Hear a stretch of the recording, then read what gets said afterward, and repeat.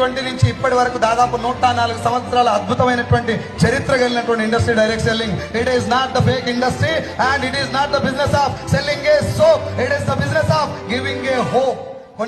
కొన్ని లక్షల మంది తలరాతలు మారుస్తున్నటువంటి వ్యవస్థ డైరెక్ట్ సెల్లింగ్.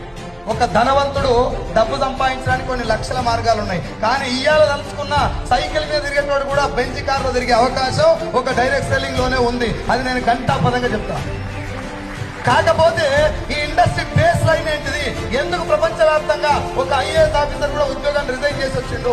ఎందుకు ప్రపంచవ్యాప్తంగా ఆయమ్మ దగ్గర నుంచి మొదలు పెడితే ఇళ్లలో పనిచేసే పని మనిషి కూడా ₹1,00,000 వచ్చే అవకాశం ఇలా ఎట్లా ఉన్నది?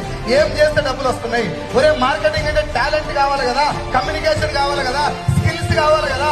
అవేమి లేకుండా కూడా డబ్బు ఎందుకు వస్తుందంటే ఈ ఇండస్ట్రీలో ఏదో పవర్ ఉన్నది. అది మీకు నాకు తెలవాలి. Yes or no? So direct selling అంటే ఏంటిది అని చెప్పే ముందు డైరెక్ట్ సెల్లింగ్ గురించి ఒక్క లైన్ సార్. ఏపీలో, తెలంగాణలో, ప్రపంచ వ్యాప్తంగా భారతదేశంలో డైరెక్ట్ సెల్లింగ్ ఇండస్ట్రీకి లీగాలిటీ ఉంది, చట్టం ఉంది. ఇది ఫేక్ ఇండస్ట్రీ కాదు. ఈ ఇండస్ట్రీలో ఫేక్ కంపెనీలు ఉన్నాయి. Yes or no?